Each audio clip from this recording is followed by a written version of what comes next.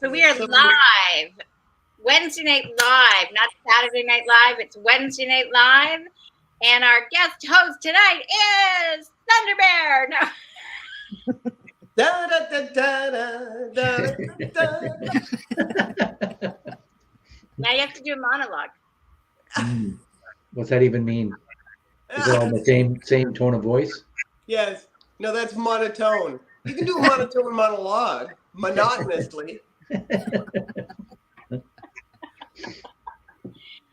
How about a tone? A tune. A tone? I can do a tone. Joan, a tone. Joan, a tone. A tone. Joan, That's all.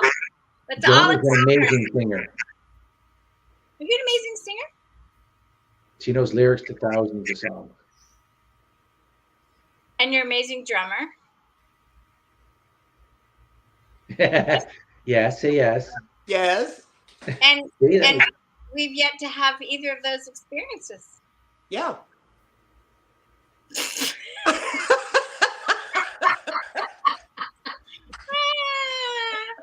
She's not going to offer them up so easily, is she? There you go. No. We need to get the crowbar out. Yeah, exactly. In order to see Joan live, you've got to come to the next event. Stay tuned for details. $9.95.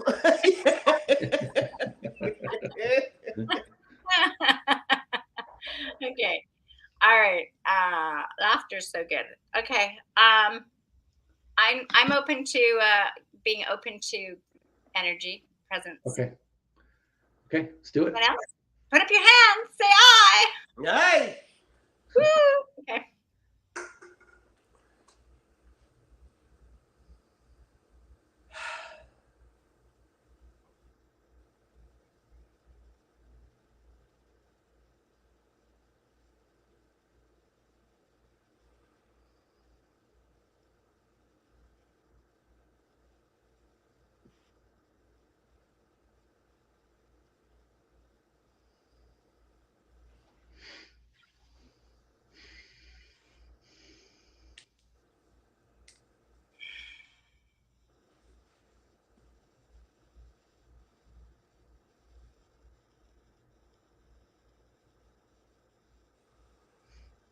Now what?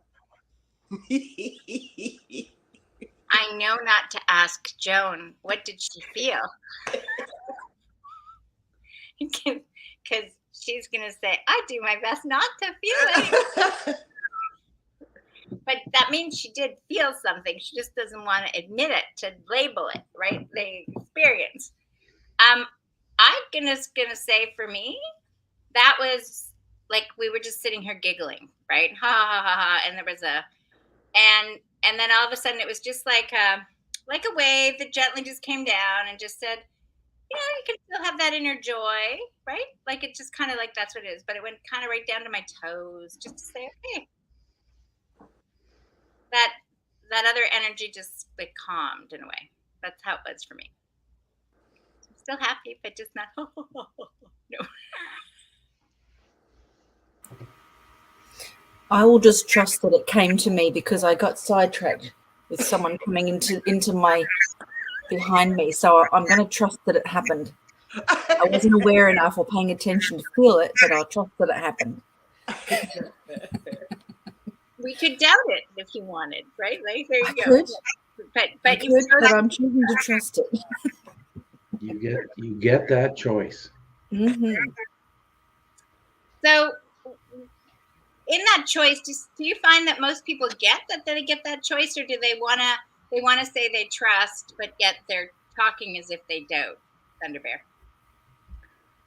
I find when people are telling me how much they trust, that if they say it often enough, that means they don't trust at all.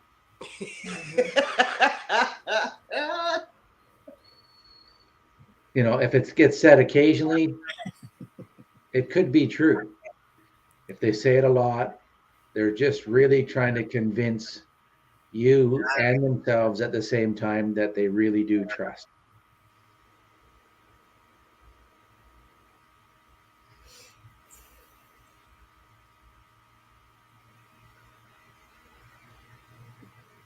well, for those that feel that they trust, how do they describe it to others if they're wanting to make the discernment? Trusted would be an exceptionally hard one to describe. Well, it almost, for me, it happens like mindlessly. It's only in hindsight I think, oh, that was trusting. It at the time, it's just kind of a state of being.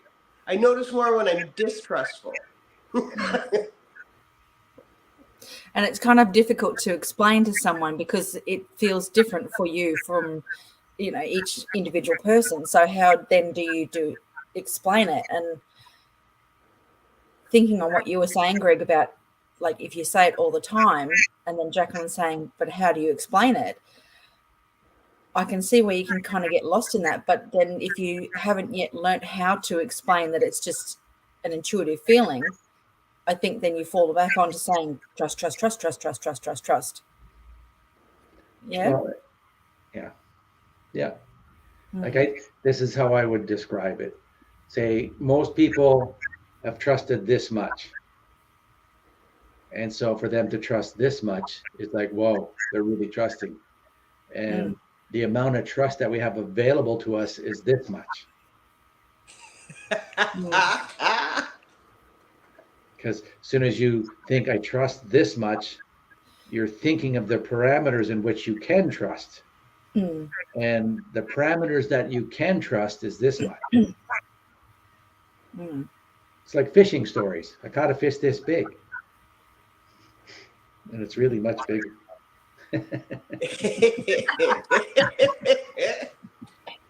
Okay. I'm going to suggest that some people didn't get what you just said about trust this to this. It's really this. So can you expand on it in another way that they might actually, their visual brain isn't going, but he didn't do anything with his hand when he said trust is really like that. Yes. Trust doesn't have parameters. Trust doesn't have limits. Trust doesn't have barriers. It's the same for love. Love doesn't stop at the border of another country. Love doesn't stop because of someone's color of skin. Love doesn't stop because someone has less money. Love just doesn't stop. So and I struggle with this too. I think I'm not perfect at this, but this is what I know is true, is that if you walk around saying, I love this, this, this, and I hate that, then you haven't understood love yet. So if you want to have love in your life, then you have to not have hate, because they can't coexist in the same mind at the same time. You can't say, well, I love them 30% and 70% of me hates them. It's like, well, then you just hate them. And even if you hate them 10%, you still just hate them. That's you're just trying to repress feelings that need to be expressed, and they might not be good, they might not be positive, but it's still better to have some sort of expression so you can actually witness yourself in your full glory of your darkness, that one day you can love that, and then it won't be so dark. And most people don't even get that. So well, I think with trust too, we're in infinite, unlimited trust. And then when we get hurt, then that magnifies when you look at that whole area and think, oh, I have trust issues. And it's like, no, you don't. You have one specific moment in time that's anchored in your head. We trust, the sun, nature, our ability to breathe, our heart beating, all that kind of stuff. So that's just our natural state of being. It's when we get an isolated incident and you go, oh, I can't trust. And it's like, no. It's just tiny little sliver that we blow way out of proportion, I find. So it would kind of be sort of somewhat fair to say that if you've grown up not being aware of that, like you said, Joan, that like I trust that I'm breathing in and out. I trust that my body is doing this, because it's an automatic thing. You're not really taught to be conscious of those things that are happening automatically without you having to put any effort into it. It just comes naturally. That's a foreign concept for a lot of people, because they're kind of like, I don't associate trust with this is what my body's doing, and I trust that it automatically does this. Yeah. It's just there's a big divide that I feel, for some people, that they just don't get it. So, Well, every single day when people get in their vehicle and drive down the highway, it's an exercise in massive trust in everybody else. Yes. And for some, it might be, if they're terrified of cars, every time they get in the car and drive, it could be a big trust exercise for them in that moment. But it's really trusting everybody else to behave, in somewhat of a predictable way. And for sure, there's going to be always a few instances where that trust gets broken and something happens to somebody. But like, that's millions and millions to one. I used to in workshops, I'd say, how many really bad drivers are out there? And they're going, oh my God, there's bad drivers all over. I said, well, isn't that proof there's God? Because you made it here. And if there's that many bad drivers, there has to be some kind of divine force kind of protecting and guiding people. Yeah, you've got to this point. Or it's just that I'm a really skilled driver. Right? Like, isn't that what some people think? It's just that I managed to get out of the way when the guy cut me off, right? And then honk the horn and give him the finger, and but like, I think some people wouldn't believe that had anything to do with another force. Yeah, for sure. Like, you can go down that logical debate and have arguments all day long, but for me, it was just a point that a lot of people think there's a lot of bad drivers, and so it's a very blanket statement. It's not accurate. So, and like what you were saying, I've had those experiences where I'm driving down the highway and my senses just go, something is up. And I start watching. And this one time I was in the States, and I see this young lady pull onto the highway, and she's just like, dancing in her head to the music and stuff like that. And I just looked at her and I thought, I got to get out of here. So I stomped on the brakes. And just as I did that, she didn't even look and totally took my lane, and it was just because I sensed something, and it was just, and that has saved me several times. Like well, you and I were just talking about that the other day, Greg. That one day at work, and we were driving around, and it was just a terrible driving day. We had people going through red lights, and it was just one of those days of holy shit. Yes, I was dropping Joan off at a car park, and we had to turn right at the lights, and the car park was right there, and we were there getting ready to turn right, because it was a red light, and two cars went through the red light. And I just said to Joan, just be careful today. It's one of those. I had that happen yesterday. Actually, I was waiting at an intersection, and it was my turn to go, and this semi-trailer just barreled right through his red light with a car hot on his tail. And it's like, well, I'm glad I didn't go, because that would have been a bit messy. Yeah. So, yes. Yeah. So was that trust for you, Tanya, that something said, just stay there? And was that doubt for you, Greg, to say, hey, just be extra careful, Joan? That's a possibility. When I experience stuff like that around me, I will take a different route home than I've never taken before. Yeah. And that's exactly what I did on that day when he said, be careful. It's like, yeah. And so I went a completely different way once I got in my car, just to kind of break that pattern, break that cycle, and to be more attentive. Because if I'm on a different path home, then I'm not turning in a typical corner, so I'm more present. Yeah, so technically it wasn't doubt when you're saying just be more careful. It was like you could you were aware that something else was like different in the universe, let's just say. And so in that, be more careful was really the sense of tune in, be a little bit more present than maybe you normally would, Joan, right? Yeah. So as you're saying, when you're going a different way, you're more present because you've never gone that way before, Yeah. or in the habit. Yeah, that makes Okay. sense. I've had people before going like, I really trust a lot. God's going to take care of my needs.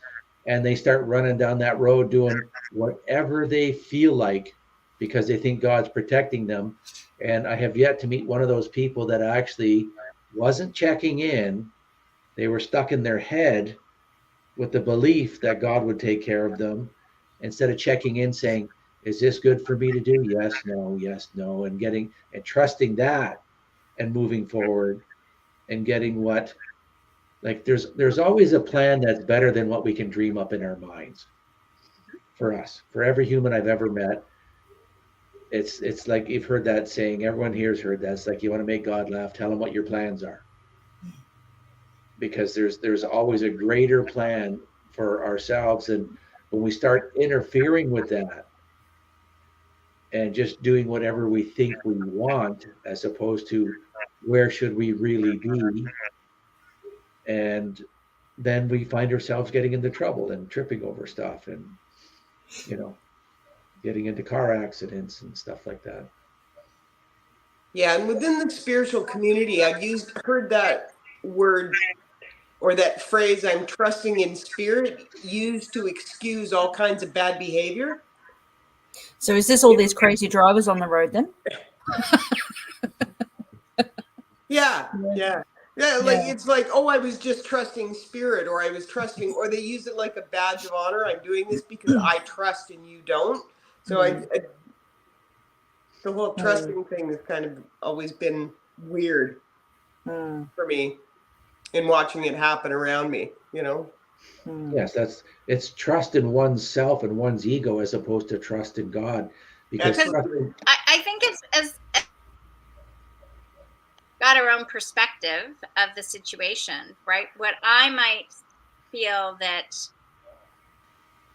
Thunder Bear is doubting, right? He's completely sure he's trusting. And what he may think that I don't trust you now. Jackie's been given a timeout. And it was going to be profound what she was going to say. Whoop.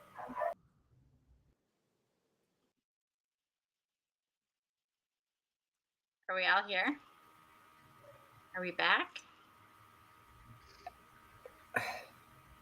That was interesting. Oh, that was one of those ones where things just had to be shaken up. Like it was unexpected. I didn't even see it coming. Mm-hmm. But I trusted the process. Danny says he's here. She don't want to see me. She don't want to see me again. We just had a momentary lapse of a loss of connection for everybody, it seemed. At least bounced out for everybody on my end. Were you guys still in because you weren't even in the picture frame when I came back? Yeah, your screen went black with the little timeout thing starting. We were all still here. Yes. And then everything started moving and people started, Okay. So just my experience over here. Welcome there, Eastern Eagle. We're talking about trust and doubt. And so sorry for pre-advertisement, sorry. That's the thing. So if everything is happening as it's happening,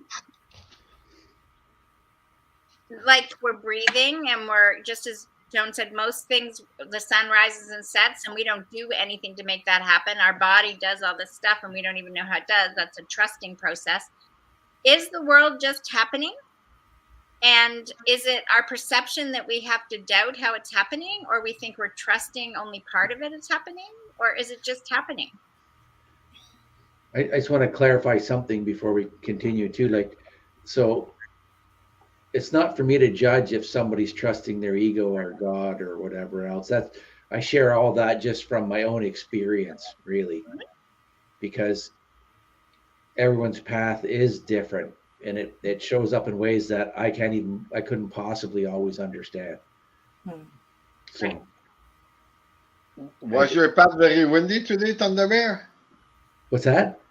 Was your path very windy today? Yes, I had a hat on all day. I just took it off. So that's So I miss, what is it that's the subject of the day? Oh, not to be late? We're talking about trusting and doubting. Like, do we, when, you know, are there degrees of trust? You know, can trust and doubt coexist? Who are we to decide if you're trusting or not trusting? What, you know, and when people say trusting the spirit, I missed that because I banged out. But anyways, you can repeat that, Joe, maybe for Eastern Eagle. Trusting the spirit. What is, for some people, like, I'm trusting the spirit.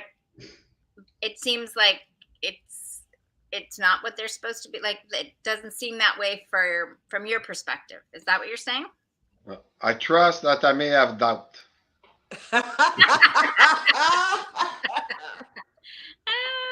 And I may have doubt that I will put my trust where I'm going to put Well my trust. put. Good. You can see it both ways, you know? Yeah.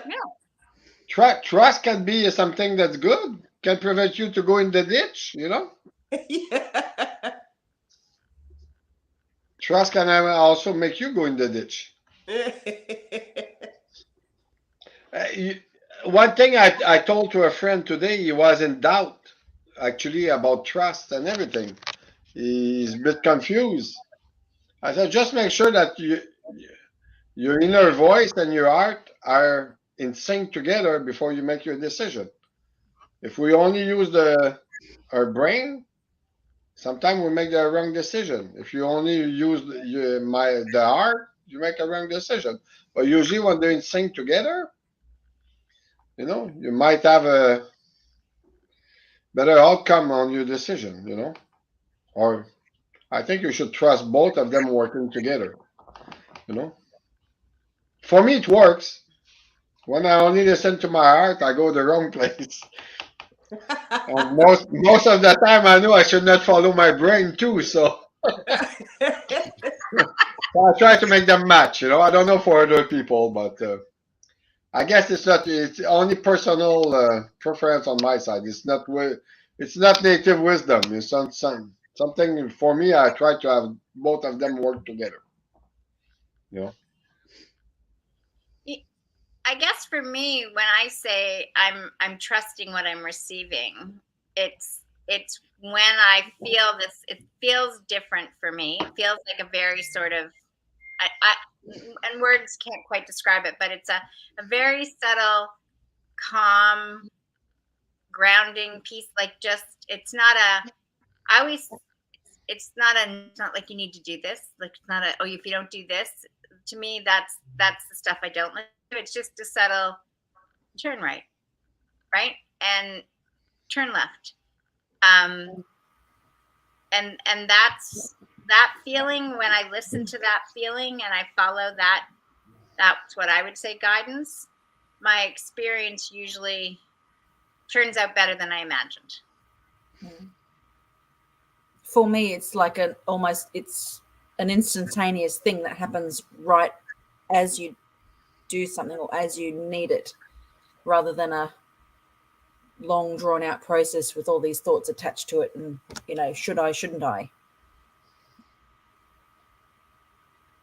Much more quieter too. I don't think you should do that.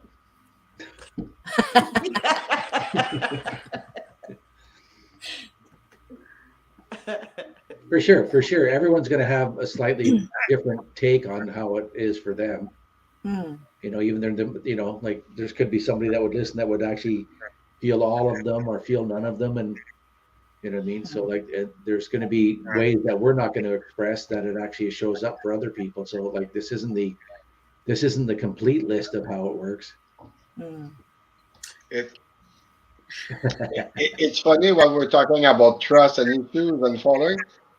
My friend that had problem with his as the solution just pop out when we talk about it. He's fine now. He's, hmm? Awesome. He just decided to instead of focusing on his own future, that I'm ready to get busy doing something meaningful, not just for me. So if there is a spot up there for me, I'm ready. Thanks for including me, even though you don't need to. So we just got one more guy that decided to join the community that's working. Awesome. And it was a trust issue. The guy was not in a position to even trust himself. He was confused. But the guy wanted to. That was a dream of him to do what he was doing. And when he got where he wanted to think it was a dream, he said, well, I've seen it, but he don't fit into his dream anymore. He said, well, maybe I'm too old or whatever. It's not what I'm seeking for, So it's just funny that it just bing, bing like this. And it was an issue of today. Something that came up while Walking Turtle was here. Yeah. Sorry if she was late. It's a bit of my fault, but I did kick her out of the house to make sure she'd be there on time. Then I'm the one that's late, And I would have been on time, but I did need to stop for about 5 or 7 minutes and stretch my legs and because it was so hot in the car. It was like, okay, I need to just break here because I'm feeling like I'm blending into the sun rays that are shining on my face, and time to stop. So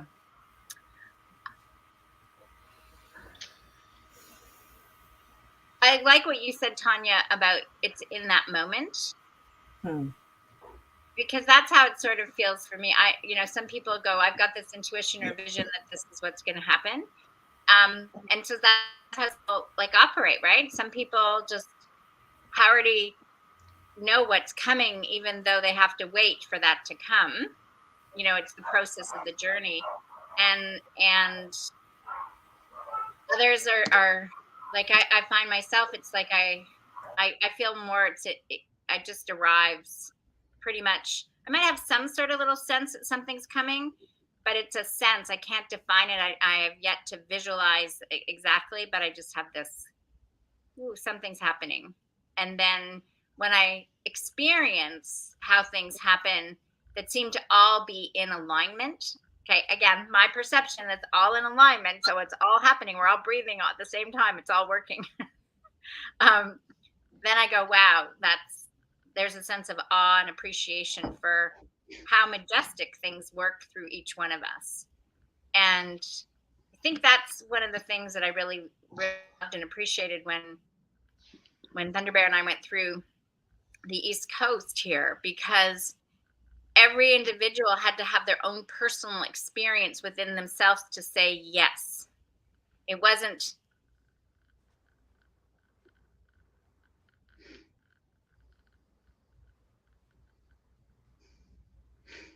She can hold her breath really well. We froze a Walking Turtle. Yes. Okay, you're back. So I'll change the satellite dish tomorrow. Okay. No, just so that's world is moving to more of a so-called being in trust, whether they're trusting still from that perspective or they think they're trusting a little bit more, like you say, they're still qualifying it, versus just being trust or being love, right? Like people are more opening more to it. That's my perception. Maybe that's just because that's what's happening for me.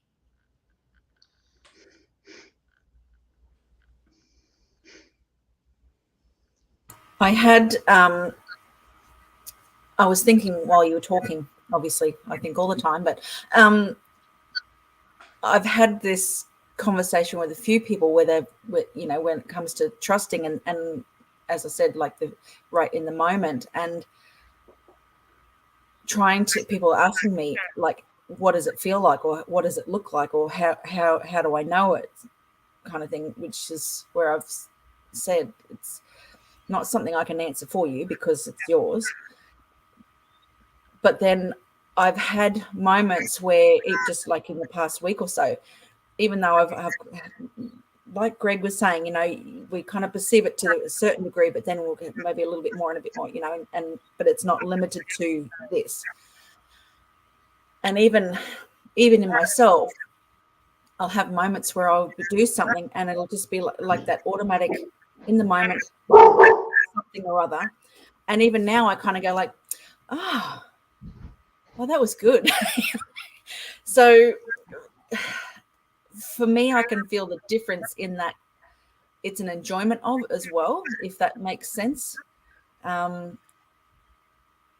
There is not the feeling of trying to overanalyze or overthink or over, you know, whatever it feels nice. It's not just a in the moment it's done, but it feels nice. Like my body feels nice as well. I like being surprised still. Yeah.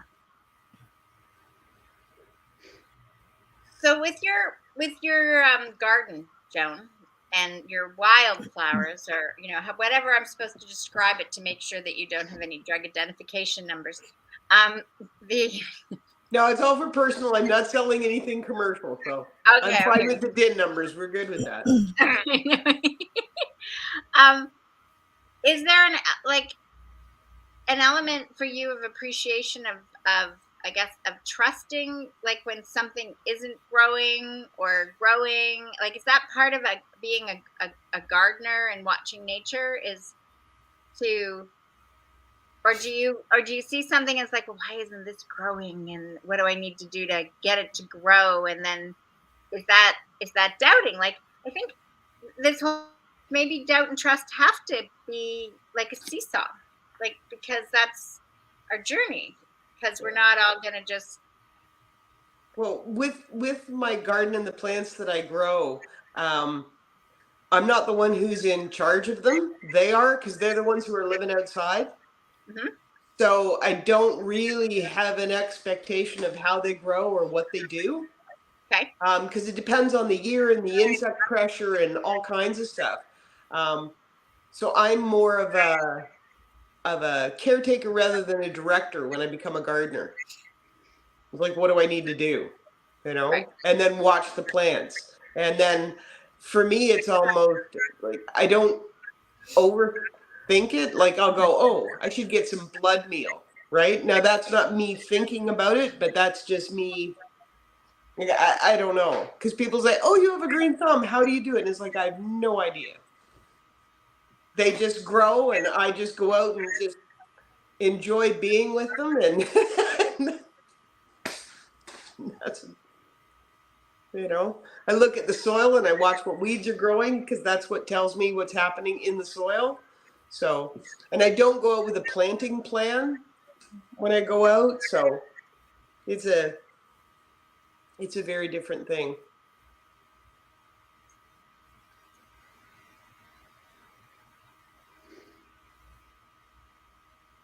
I think Jackie's frozen again. Deep in thought.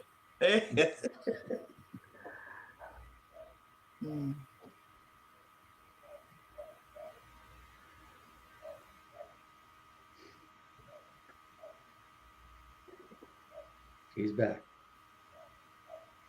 A sixth sense? Like, I would say you've got to have some sort of gift. Okay. Listen to the plants and be intuitive to the dirt, to the weeds, to the plants.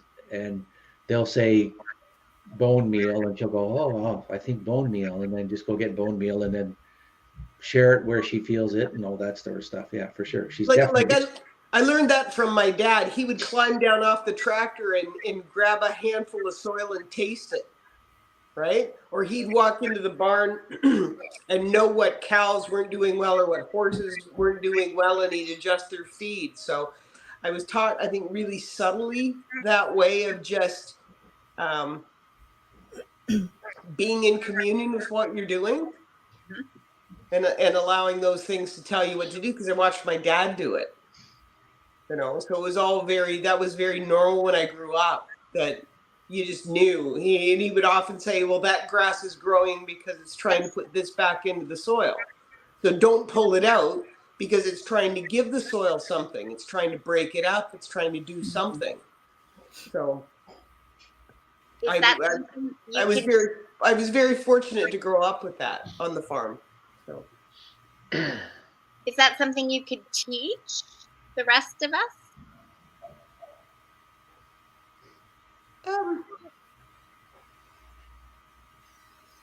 I need to help you experience it rather than teach. Okay.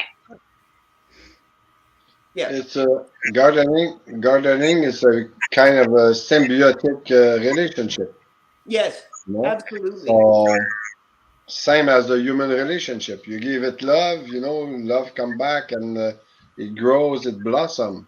You Yeah. put hate to it, and you won't eat good. You know. Yeah. So plants, they did research that plants actually have feelings. You Oh, know, for that's sure. why they did a lot of tests with the music, soft, gentle music, make the plants grow faster, stronger, healthier. Rock and roll and heavy metal make them grow less because it stress them. You know. So I guess what when you're gardening, what you give to your garden, give it back to you. Yep. Okay, and when they say that the source of humanity is love, it goes through gardening too. If you love your garden, love taking care of it and everything, they'll feed you well, you know. And it goes to the microbiome, you Yep. know. Even the microbes in the earth, you need to take care and nourish them, you know. It's a mushroom-based element. So if those little mushroom working down there, they mushroom are a bit like the electricity in between, makes the connection. Okay, it's spread, and more they use mushroom base to help plant open the pores to get more nutriment. You know, Yeah. Well, they've been do you doing have a all kinds. guide above you, Talking Turtle? Pardon? Do you have a guide above you? I have an aunt that is all on its own, which is unusual. She's looking for a home. Yeah, and then there's another beautiful robin just sitting perched outside the window, just sitting here looking at me, and so I'm just noticing what I'm noticing. See, this summer I don't have time to do my garden, and I'm sad about it. You know. Because I wish I'd have the time. I love doing the garden. I love, you know, getting fresh salad, fresh thing, but it's a question of time there. But I'm not gonna invest. Not, I don't mean financially. I'm not gonna invest to start the garden and not care for it. You know, it's like putting a baby to life and letting it die. You know, so there's no sense even putting plants alive and for waste. You know, so. I gather that in life we get what we care for, you know. In many sense, garden is about the same thing, you know. Well, then, and for me, a garden is the way I live, not what I do.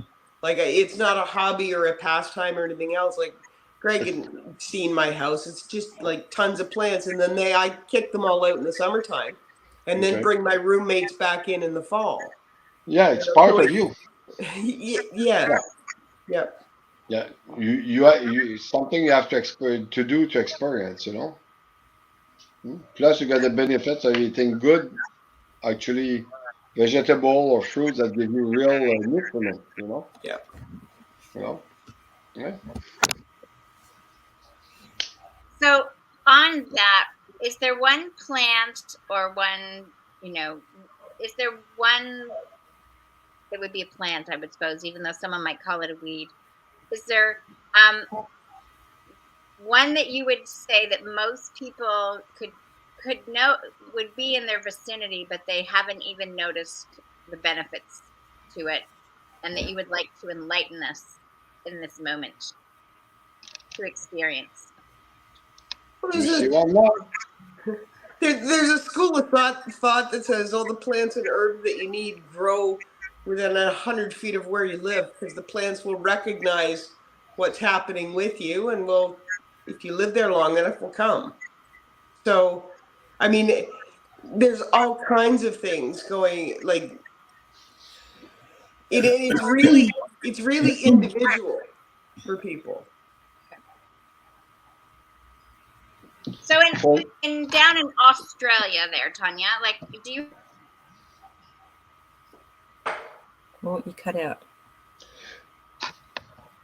Do you guys recognize, while she come back, do you recognize that plant? In French, we call it plante araignée there, the spider plant. Yeah. It's, for me, I try to put one in almost every room because it's clean the air. It's one of the best plants to. It's actually the toxics that we get from construction material. It's actually clean the air. It's one plant that's actually really good for the human. You know, so, and it's easy to grow.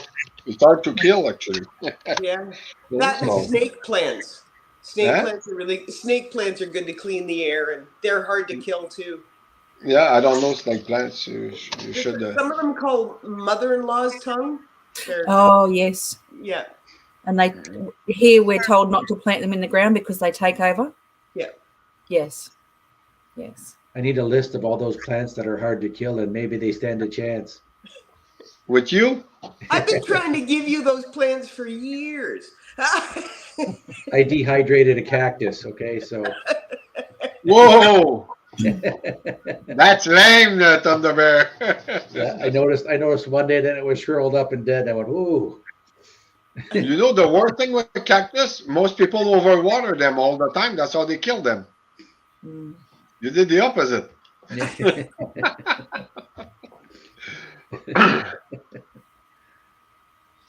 That's why I need friends like Joan. No, okay. I think there were a question for Tanya from Walking Turtle, but she froze. Yes. I'm curious. Tell me what. Oh, the question that didn't come through. The question was, do you have dandelions down there?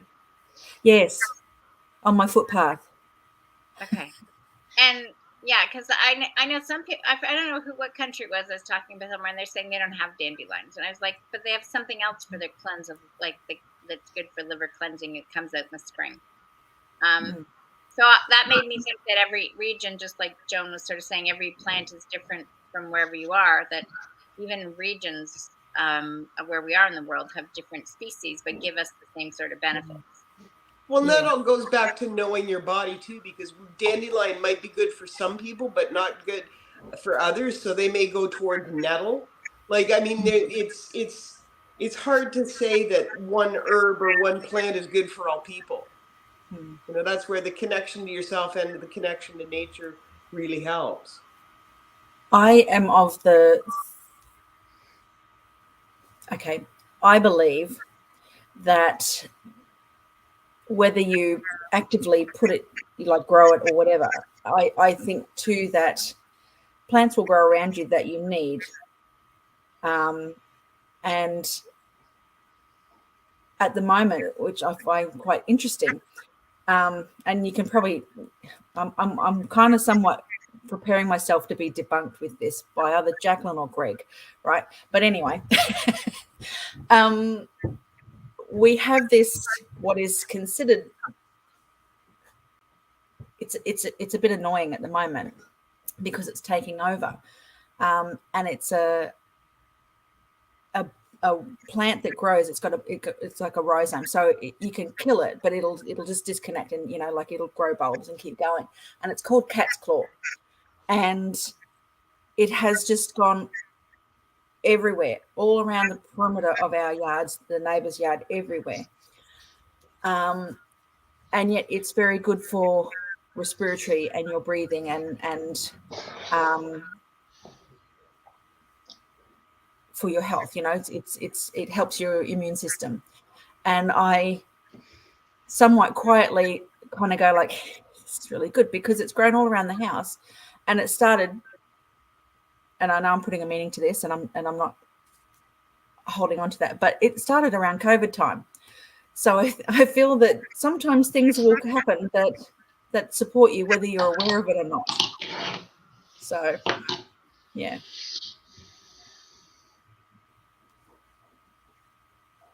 So I'm not overly too concerned that I've got cat's claw growing all over my fence line.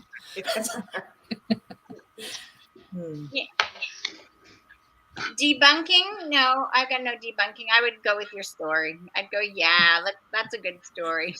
Yeah. I'm all for It's it. my story and I'm sticking to it. Thumbs up. There you go. Mm. Do your neighbors like it? No, they try and take it down, because it is quite. It goes anywhere it wants to go. It's growing up their walls. It's going up into the eaves of, in the roof line, trying to get wherever it can go. So they do, and we have to a degree had to kind of take it back down. Yeah. I just thought it was interesting. I kind of thought, this is a weed. And then I heard about cat's claw and I looked it up, and it was this plant, this supposedly noxious weed that's taking over my garden. But yeah, I think I just have a greater appreciation for the fact that it's there for a reason. I don't know what it is. Maybe I'm just creating a reason for it. It's just there. Have you guys ever stopped to think about whatever the general population call weed is mostly all of the very potent medicine? Exactly. Why is it being described as weed? Yes. Pharmaceutical don't want the plant base to heal people. They prefer have you take pills the rest of your life, which will diminish the symptoms you have, but never will heal you, as where plants can actually heal you. So every time you see, that's a weed, if you do very deeper research, that plant is good for this, that plant is good for that plant is good for that, So a lot of the weeds, so-called weeds, are healing plants. I don't know about you in Australia, but if you look at what they go look at the list of what they say it's weed. Go see the indigenous people and go ask them which one of them they use and for what. You'll be surprised how many. You'll be surprised how many plants they're gonna be using. Yeah. Yeah. I came across a little video the other day, which was this fellow. It was explaining when drug companies will take your herbs and they'll break them down to create a chemical substitute for the herb in the first place. It's like, what's the point when you've got it naturally there in the first place? Yeah, they synthesize the part that they think that's healing. Yes. Yeah. Exactly. That's exactly it. That's what he was saying. A healthy, strong population. A healthy, strong population that are spiritual will always be seekers. Seekers for the truth, seekers for a better humanity and everything. They don't want that. They want you to go to work, shut your mouth, pay your income tax and everything, and take their pills and go back to work. That's what they want. What we want might be something else. So, I have a question while Walking Turtle is gone for a while. Tunya, are you in direct contact with all tribes in Australia? No. Okay, I thought you might have. No. Okay. I know of people, but not directly, at this moment. No. Okay, because if there would be people that doing spiritual stuff over there, I would love to go and visit them. No. We will be going. I can feel a world tour. Can we fly there? It might only be up here in between the ears, but it's happening. No, it's like the oldest tribes, they must have knowledge or experience that would blow my head gasket off,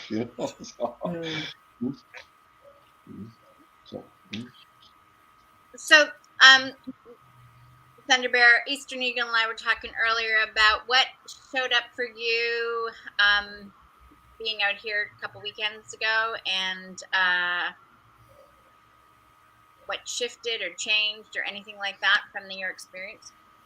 Well, I felt like I got more clarity, and I called Sabe and said, I think I'm supposed to help the indigenous tribes all across North America, help unify it. And I'm not sure if that's actually true yet or not. I don't know, but that came to me every day for a week and didn't let go. So I thought that's probably got something I got to follow up on that, whatever that is, right? So I'm going to walk in that direction and see where that leads, because I know the red race here in North America, I've always had a special affinity for it, even as a kid. You know, like when it was cowboys and Indians, I wanted to be the Indian. You know, and yeah, I don't know. It's just one of those trusting feelings inside. And so, like, I called him up, and I'm going to go see him before the Sundance. I'm going to go a couple of days before and have some time for just me and him to sit down and do a little pipe ceremony, similar to like what Danny and I did. And I think I need to just do that with his, you know, with as many hereditary chiefs as I can. If somebody give me an invitation, I might tag along. I'd be happy if you wanted to come. I have to go to Northwood. Sabe asked me if I knew a Mi'kmaq chief, and he gave me the name. Was it like White Horse or something? I forget. I was going to write it down and ask you. Remember at the vision of the White Horse with two tails? Yes. Okay. But I don't know any chief around there which is called White Horse. The horse were more out west.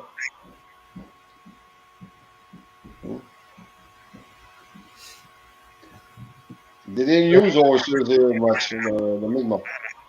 Yeah. But some had put moose with some actually used the moose to pull the wood out of the wood, you know? They tamed a moose? Yeah, they tame moose. I have photos of native using moose for chores.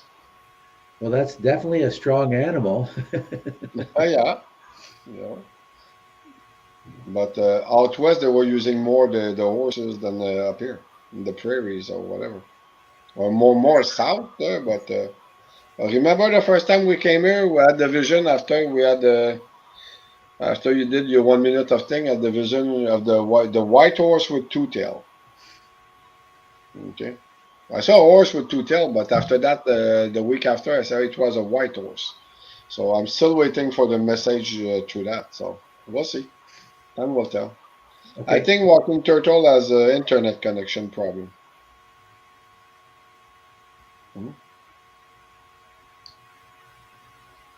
So yeah, I'll sort out which date I'm going to go, and I'll let you know. July? Yeah, it's July 2nd is the Sundance, and everyone, like, he's going to be there about 4 days prior to that. So last day of June, maybe I'll be there or something like that. I think I'll go more a bit later. I don't think I'll be there, but we'll see. We'll have a chance to tag. I'll have a chance to tag along to meet the people of the out west.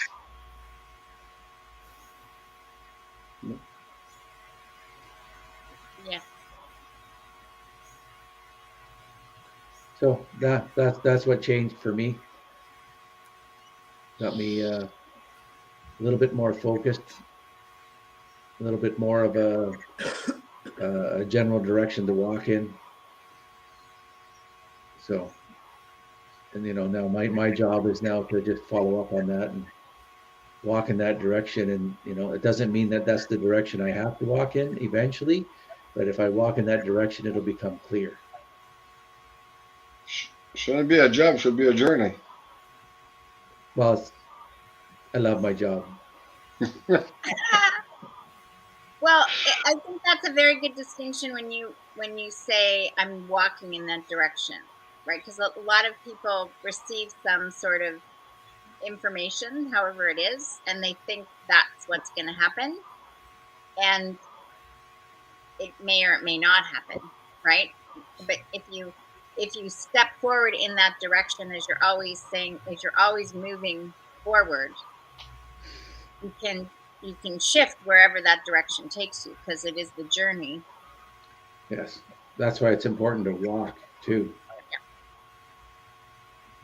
You know, Take like, our time and listen, right? Right, Eastern Eagle? Well, you know, sometimes when you're stuck in snow, you gotta go a bit backward to give you a push forward. So sometimes I try to walk forward, but sometimes I stop, I go backward a bit, so I can give myself a swing to go back. You know, I don't go in a straight line. You know, I kind of go stop, back, up, back, up. So it's being like a seesaw, I think in English you call it. yeah, You know? A teeter Yeah, totter. but I shouldn't say but. Well, at the end, I always end up a bit more ahead than where I was. You know, but it's not like a steady stream for me. You know, it's like it's a work in progress. If we want to talk about job, for me it would be a work in progress. But volunteer, doing volunteer work, would it be called work or a job? Or for me, it's more of a journey. It's a personal journey, personal challenge. But I include everybody in my journey and everything I do. So I don't know how you could call it. You know. well, it's definitely that. For me, it's like an adventure. Well, journey, adventure, same thing. Yeah. French, English, Franglish. Different way of expressing it, but it become the same thing at the end. Computers overeating. Yeah. Okay. If we could all just realize that wherever we're being moved in that direction, whether the wind is moving us, whether someone else is dragging us, or we're actually walking forward by choice, that's just the experience. And in that moment, we can discern and make it mean whatever we want to make it mean, but does it mean that? So do you trust it, or do you doubt it, or do you make it up a good story? Like, those are all the things I think that we just each of us experiences in day to day, and none of it is true Ooh. in most Yeah, cases. well, we don't know how much of it is true, Okay. because quite often things can be true and you don't even know it until you start walking in that direction. Then you find out, you know, or you walk in that direction and you keep hitting roadblocks, you know, and at some point you got to sit back and go, why is just too many roadblocks? Like when we were trying to see Patoos there that one day, it was like we tried like 5 or 6 different ways, it wasn't working, and it's like, you know, no, that's enough for today. That we'll try that another day, and then just see what happens. Well, Thunderbird, last day at the TP there, remember when you did your stuff on me? Yeah. Remember, the vision was, well, maybe we're walking now, we're slow and low, but I think that we're gonna fly high and soar even higher soon. You know, so. Yeah, well, I remember at the end of that, after a few minutes of just letting it sit inside me, you know, I had a bit of a vision of ceremony, and you know, it wasn't very specific. It wasn't like a time of when or anything like that, and it was just a time, you know, of just doing ceremony with you. So, Yeah. you know, if that happens, fine. If it doesn't, fine. I'm not attached to that, but it's what I find important for me is to always just share those. Yeah. When So something shows up in those ways, to share them and see where it lands, see how it lands, see if it means something to somebody else that's in there in that moment. I think if we elevate our spirits, instead of walking through the obstacle, maybe we can just fly above them, so can reach farther, higher, you know. Walking turtles going up. I'm just gonna pretend, over here that I'm moving forward. We have to grow feathers on our arms to start flying up. Yeah. Yeah. Well, I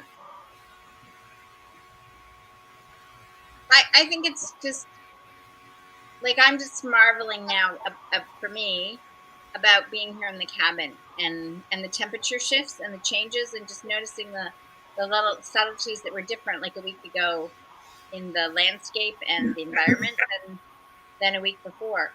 And I think like when Joan said about driving that time and you take a different route, so you're not you're more present than your habits of just doing the same route all the time. That's how it feels like here. Is I have a new awareness of a new space because I've never been in this space before at this time, right? So it's kind of funny that my internet keeps going in and out because literally I keep seeing little things all around here and I'm kind of going in and out from here and over there. So I guess I'm just spacey today. No.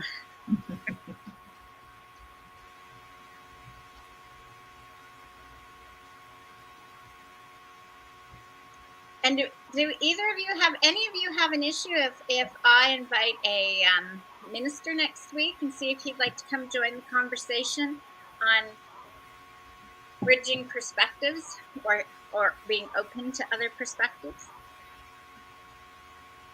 Okay. Is that a thumbs up? Yep. Okay, here we go. Okay. Yeah, for sure. Because here's something I shared in the men's group is, when everything's easy to love, we all pass that test because it's easy to love. Mm-hmm.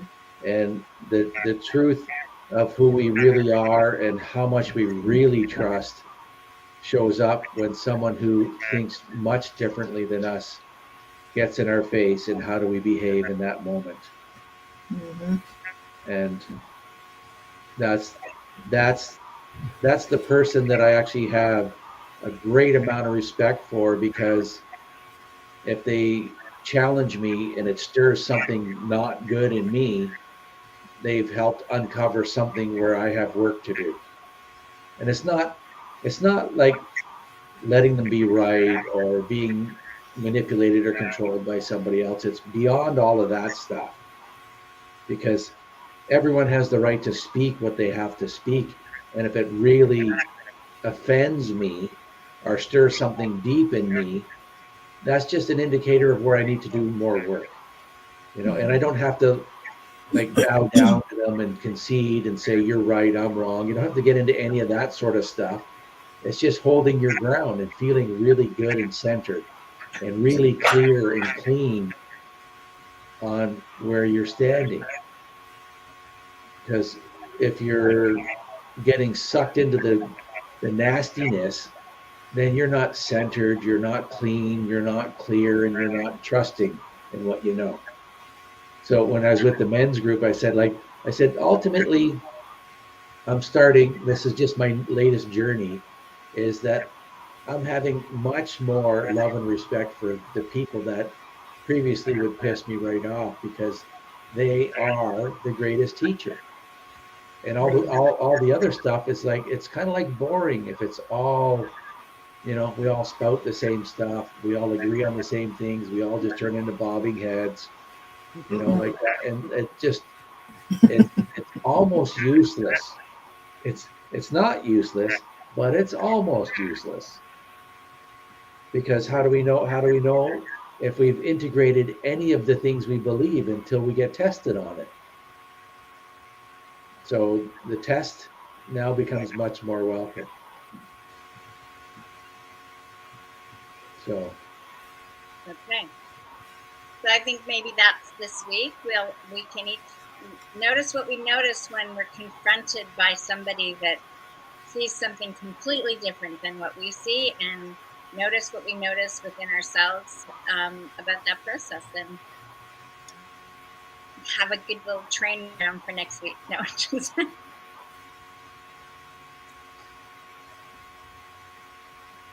Yes, well, you're muted, Danny. So you guys know my condition to do part of about anything there. So we must be inclusive 100% in everything we do. Yep. You know? So everybody needs to have their chance to speak and to express themselves or to tell the side of their own truth, you know. And I know that Native and the church has a long and bad history, but they ain't all bad. They ain't all good either. Yeah. You know, so maybe if we have one priest or one minister come our way and see our side of the feather, maybe it's a start to go something else. So part of healing, it's often to confront your abusers. You know, so why did you do that to me? Why did you do that to my people? Where does that come from? You know, who taught you how to be an abuser? You know, do you seek forgiveness? You know, what are you looking for? You know, if we don't give other people a chance to express themselves or to show forgiveness or even love to people that they suppress or even genocide, you know. So if we don't give them a voice, we're as bad as them because we're suppressing their chance to come out and express what happened on their side of the feather, you know. So are you born mean? Are you born a bad person? Or have you become mean? What made you be like that? You know? So we shall not judge. I had a conversation with someone earlier in the week, and what came up for them was,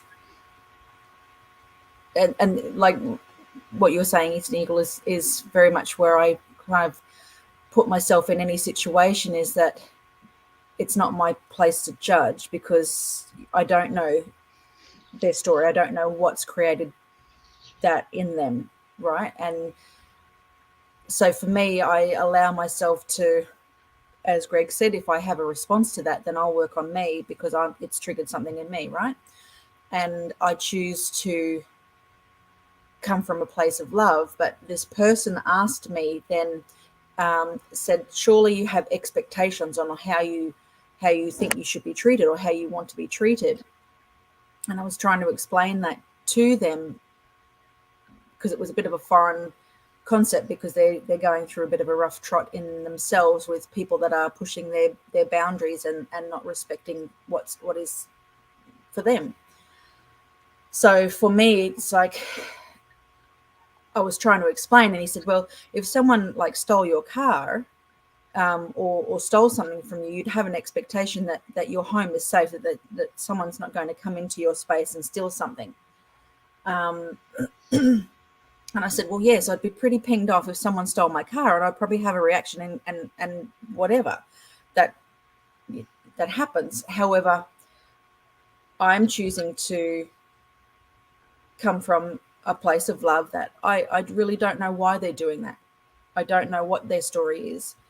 And so for me, an expectation is a form of judgment, you know, because it's putting a condition on expecting someone to be a certain way or the way that I want them to be. And it's not my place to decide how they should be. I don't know. I really don't know. So for me, that's how I move forward in my experiences, that if I have something that triggers me off, sure, I'll delve into it, and that's mine. I'm not, however, going to go, those crappy people, look at them, rah, rah, rah, and just pile on more of my triggers onto them, because I don't know. So, yeah, it does. It's judgment, isn't it?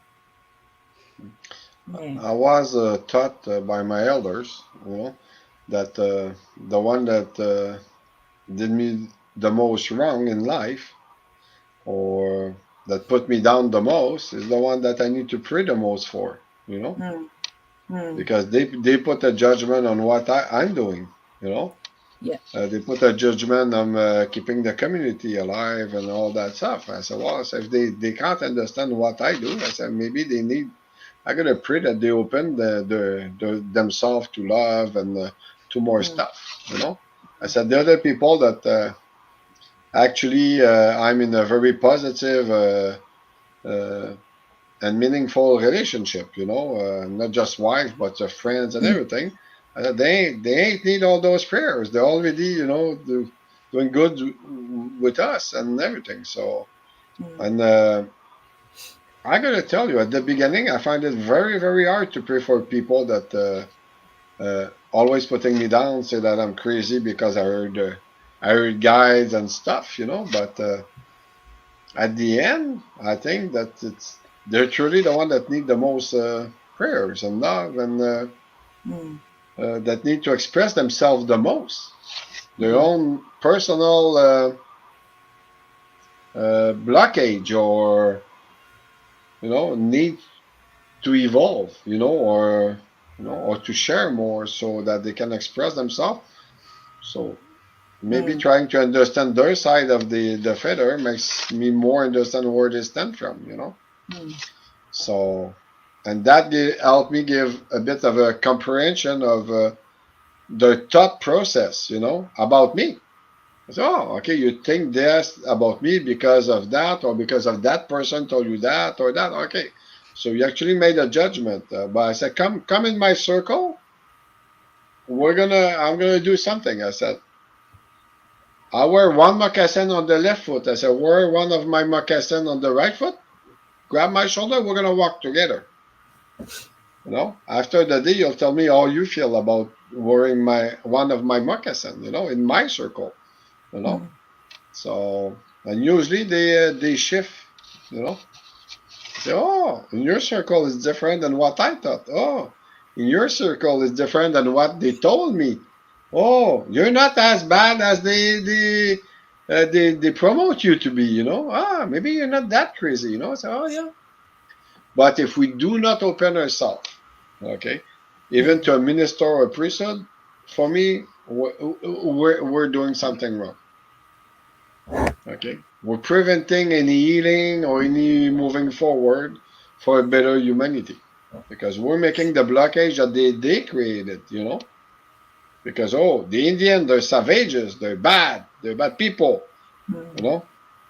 They don't have education, they don't have spirituality, they don't have that. But we come with a nice book, listen to that, we beat you with it. That's the truth, But I know that they're not all bad, Who made them think that book was the only truth? They might have been beaten with that book too. So I always said that. I said there's only one condition, one primary condition of my involvement in anything. It's openness to anybody. We're a native community.